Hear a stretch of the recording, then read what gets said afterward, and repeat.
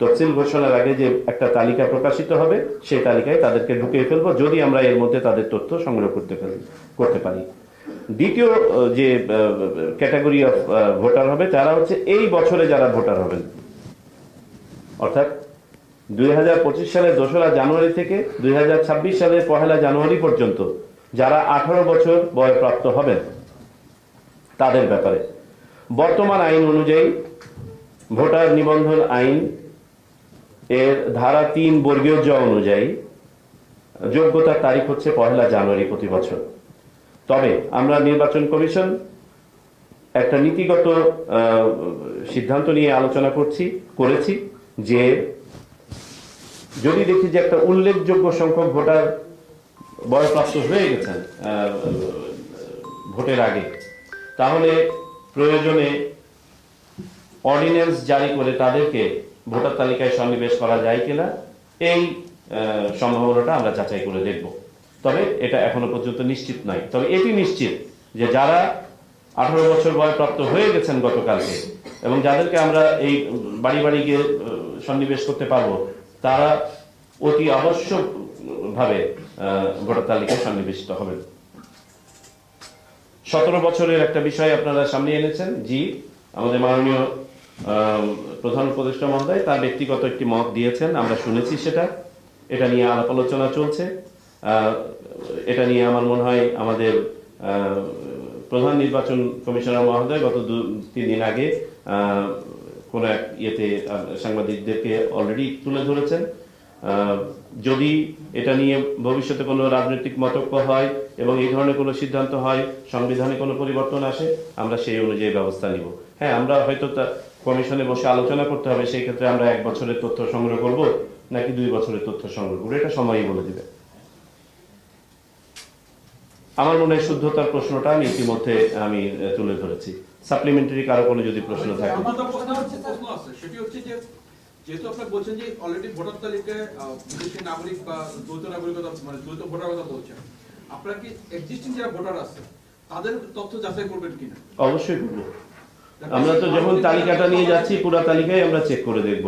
আমি পুরো তালিকা চেক না করলে কিভাবে বুঝবো যে কোনটা সঠিক কোনটা বেঠিক? এই জন্যই তো আপত্তি। আবারও যাচাই হবে মাঠ পর্যায়ে।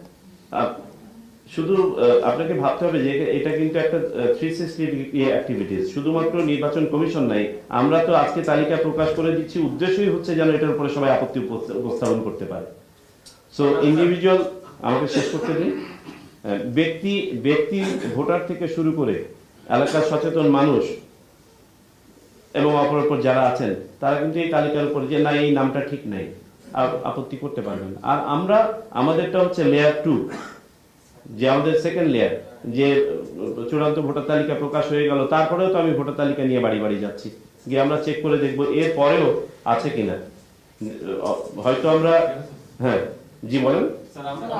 স্যার আমি স্পেশালি জানতে চাচ্ছি 12 কোটি যে ভোটার আজকে প্রকাশ করলেন, সকল ভোটারকে আপনি তথ্য যাচাই করবেন নাকি এর আগে যে বাড়ি বাড়ি গিয়ে ভোটার তালিকা হালনাগাদ করা হতো, যারা ভোটার তালিকা অন্তর্ভুক্ত হতে পারেন তাদের তথ্য সংগ্রহ করা হতো? বাই ডিফল্ট সবার তথ্য যাচাই হচ্ছে। আজকে যখন আমরা খসড়া প্রকাশ করছি, মানে একজনের তথ্য আমরা লুকাচ্ছি না, সবার তথ্য প্রকাশ্যে আছে। সো প্রত্যেকেই কিন্তু আন্ডার স্ক্রুটিনি, ইন্ডিভিজুয়াল ভোটার দ্বারা এবং এলাকার মানুষ দ্বারা। পাশাপাশি আমরা যখন বাড়ি বাড়ি যাব, আমরা প্রত্যেকটা যাচাই করে দেখব। সেই ক্ষেত্রে 2রা মার্চ যে চূড়ান্ত ভোটার তালিকা প্রকাশ হয়ে যাবে, এই প্রকাশের পর চূড়ান্ত ভোটার তালিকা দিয়ে জাতীয় সংসদ নির্বাচন অনুষ্ঠান করা, আবার এই মাঝখান দিয়ে বাড়ি বাড়ি ভোটারদের তথ্য সংগ্রহ করা, স্ক্রুটিনি করা, এই সব প্রক্রিয়ার ভিতরে একটা বড় জটিলতার দিকে যাচ্ছে কিনা? জটিলতা কি দেখলেন আপনি এর মধ্যে? স্যার আপনারা প্রত্যেকটা ভোটারকে যাচাই করছেন স্যার, মানে এটা তো একটা, আপনাকে বললাম যে যাচাই একটা অটোমেটেড প্রক্রিয়া। প্রত্যেকের বাঁধেন আপনাকে গিয়ে জিজ্ঞেস করবো আপনি অমুক, নো, আমরা তো দিয়ে দিলাম একটা তালিকা। আমাদের প্রথম যাচাই তো আমাদের সাধারণ মানুষই করে দিচ্ছে, যেটা আমাদের 2 মার্চের মধ্যে হয়ে যাচ্ছে। তারপরেও যদি কোথাও কোনো অভিযোগ পাই আমরা সেটা দেখব। এই তালিকাটা তো যাচাইকারীর হাতেই থাকবে। মাঠে যাবে, মানুষের সাথে কথা বলবে, তারা বলবে যে না এই লোকটা ঠিক নাই, ইনি মারা গেছেন, নয় কি? স্যার প্রশ্নটা আসছে যে এক্সিস্টিং যারা ভোটার আছেন, আপনি খসড়াতে প্রকাশ করছেন যারা 2024 সালে যারা ইনক্লুড হয়েছে তাদেরটা প্রকাশ করছেন। প্রশ্নটা আসছে যে ইতিপূর্বে 9 সাল থেকে যারা ইতিমধ্যে ভোটার হয়েছেন তাদের তথ্য যাচাই করবেন কিনা? জি স্যার, এই প্রশ্নটা আমরা যখন পুরো তালিকা প্রকাশ করছি, আমরা কি কারোর নাম বাদ রেখে তালিকা প্রকাশ করছি? শুধু 24 সালে এটা প্রকাশ করা হচ্ছে হালনাগাদ। No no no no no, পুরো ভোটার তালিকা, রং। পুরা ভোটার তালিকায় প্রকাশিত হবে। তা নাহলে 12 কোটি হবে কি করে? 12 কোটিরই ভোটার তালিকা প্রকাশিত হবে। আমার এই বছরে যেটা হালনাগাদ হচ্ছে সেটা যদি কেউ দেখতে চায় সেটাও হবে, পূর্বেরটাও হবে। কি আমি সঠিক বলেছি? তাহলে এই বিষয়টা নতুন একটা বিষয় যুক্ত হলো। একই সঙ্গে স্যার অনেকেই স্যার বর্তমানে ঠিকানা থাকে না স্যার। আমি একদিন না, আমি আপনার কথাটা নিচ্ছি। আমি আপনার কনসার্নটা এখন বুঝতে পেরেছি। আপনি বলছেন যে আমরা শুধুমাত্র যে অতিরিক্ত 18 লক্ষ ভোটার এবার হলো এই তালিকা প্রকাশ করব নাকি পুরা তালিকা প্রকাশ করব, এটা আচ্ছা স্পেসিফিক প্রশ্ন। এটা হলে পরে আমার জন্য সহজ হতো। আচ্ছা ফাইন, ঠিক আছে, পুরা তালিকাই থাকবে এবং এই 18 লক্ষের তালিকাও থাকবে, পুরা তালিকাও থাকবে। পুরা তালিকা থাকবে আমাদের হাতে, আর 18 লক্ষের তালিকা থাকবে প্রকাশিত। স্যার, ঠিক আছে স্যার এইটাই তালিকা 12 কোটি 36 লক্ষ 10 তালিকা এটাই okay. That includes. Sorry sir, কিছু বলার নেই।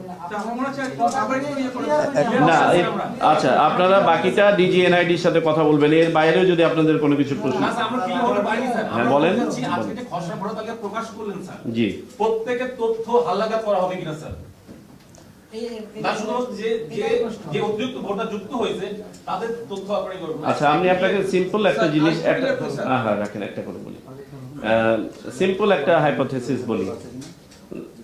আপনারা বলছেন যে অতীতে বিতর্কিত ভোটার তালিকা, এটা কি শুধু এই বছরে? প্রশ্ন তো এসছে তো, তাই প্রশ্ন ছিল এটা কোন বছরের তালিকায় বিতর্ক আছে আমরা কি জানি? আমরা যদি পুরা তালিকা যাচাই না করি আমরা কি বের করতে পারবো যে কে বিতর্কিত? স্যার, আমার প্রশ্নটা আমি ক্লিয়ার না। ডিসেম্বরের মধ্যে যদি ভোটার মানে সংসদ নির্বাচন হয়, সেক্ষেত্রে আপনার বাড়ি বাড়ি যাবেন, তরুণরা ভোটার হবে, তারা ভোট দিতে পারবেন কি পারবেন না?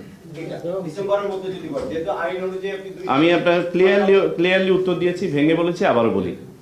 যাদের বয়স গতকালকে 18 বছর হয়ে গেছেন তারা যদি তালিকাভুক্ত নাও হয়ে থাকেন এবং আমাদের এই প্রক্রিয়ার মধ্যে যদি তালিকাভুক্ত হন, তারা ভোট দিতে পারবেন। প্রথম উত্তর। দ্বিতীয় উত্তর হচ্ছে যারা এই বছরে 18 বছর বয়প্রাপ্ত হবেন তাদেরটা পারবেন কিনা, এটা একটা আইনি ব্যাপার। বিকজ আইনে, আমি আপনাদেরকে আইনের রেফারেন্স দিয়ে বলেছি, ভোটার তালিকা আইন ধারা 3 বর্গীয় জ অনুযায়ী আপনার যোগ্যতার তারিখ হচ্ছে 1 জানুয়ারি, আবার 1 জানুয়ারিতে। তো আমাদের যদি এই ইন্টারমিডিয়েট পিরিয়ডের কাউকে যদি আমাদেরকে অন্তর্ভুক্ত করতে হয় তাহলে একটা আইনি পরিবর্তনের প্রয়োজন হবে। সেটা করবো কিনা এটা নিয়ে আমরা ভাবছি।